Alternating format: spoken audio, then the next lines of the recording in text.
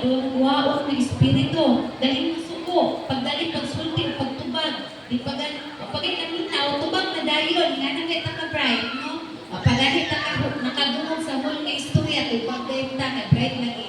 Pero di sa Ginoo, bilog-bilog pa rin na ay pa-espiritu ay ni, upaminaway, upabumatay, bilog-bilog. No, niya, wala po itong espiritu, mga duwaon.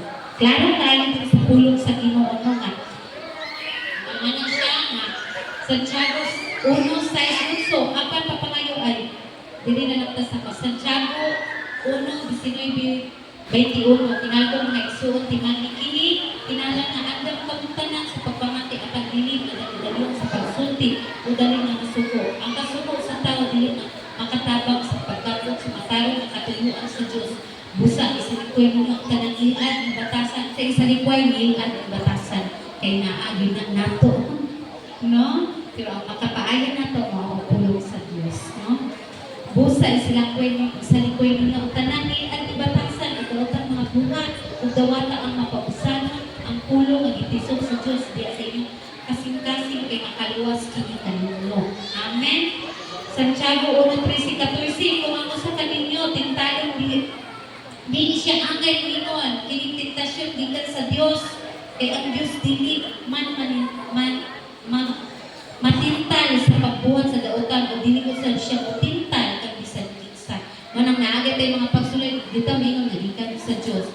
Basic siguro sa pagpataka yung desisyon nga ka na kaalam sa Diyos. No kay sa inyo buutan niya pagkauman na natay atubangan nga problema. Oy, sulayan dito sa Diyos, gitintal yung po dili jud igsoon klaro kay ingon sa pulong sa Ginoo. Dili kita mingon nga gikan kini mga tintal sa Diyos. Circumstance na nimo sa pagdesisyon wala kang may kaalam sa Diyos. Amen?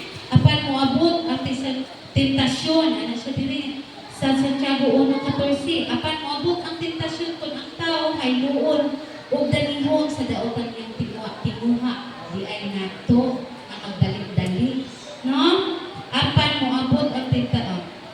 Dili sa Santiago 1:15, niya ang iyang daotan tinuha, manangkon og mga nakog sala o inikapingkod na sa sala agdala kini kamatayon. Ang pagbuot-buot ay makapadala og kalaglag sa tungkalan. No, amen. Nga promise to claim kaluwasan lang, no kaluwasan. Langit ang pangulayan sa atong kalag ug kalinaw sa Santiago 1:12, bulahan ang tao ang mubarog taliwala sa mga pagtintal. Kaysa iyang pagdao makadawat siya kinabuhi. Ang ganti nga gisaad sa inyo sa alam ni adto mga nahigugma kanina. Application Santiago 1:22, apply sa itong kinabuhi. Ayaw limuhi ang iyong kaugalingon, pinaagi sa pagpamati lamang sa pulong sa Diyos Hinoon. Tumanon jud nato ni, amen. Buhaton ug ang makapanimpit sa atong pagtuon sa atong buhi nga Dios, mao ang buhat ug ang maayong buhat. Patay ang mga pagtuon nato kung wala kini maayong buhat o pagbuhat. Amen. Manindog daw katampo na dalayon ng Dios. Wala ko dito ang mga panalangin sa iyo. Mga nanalangin salamat ka Lord God. Nabili sa mga pagsulay ng kinabuhi alam mo daog jud ni Lord God. Kay naa ang pulong nga nagapanindog ka na mo Lord. Nagahinlo sa akong kasing-kasing Lord God. Ug ang akong mga pag-ampo Ginoo kung tigit kami Lord God ayaw jud ipahilayo ang imong balaang espiritu kana mo Lord. Ang imong pasensya pasinati ka na mo kanunay Lord. Tinuha jud ko ang tinuha jud kami Lord sa pagpakita kanunay kanimo Lord God. Kay diya sa imong presensya na ang kalinaw kalipay ug bulman nimo Lord God. Maway paglubad Lord God. Dili jud ka bubiya ka na mo Lord. Holy Spirit Lord, ikaw jud Lord ang modelinar dili dapita Lord God. Ikaw din magapasinati sa imong balaang presensya.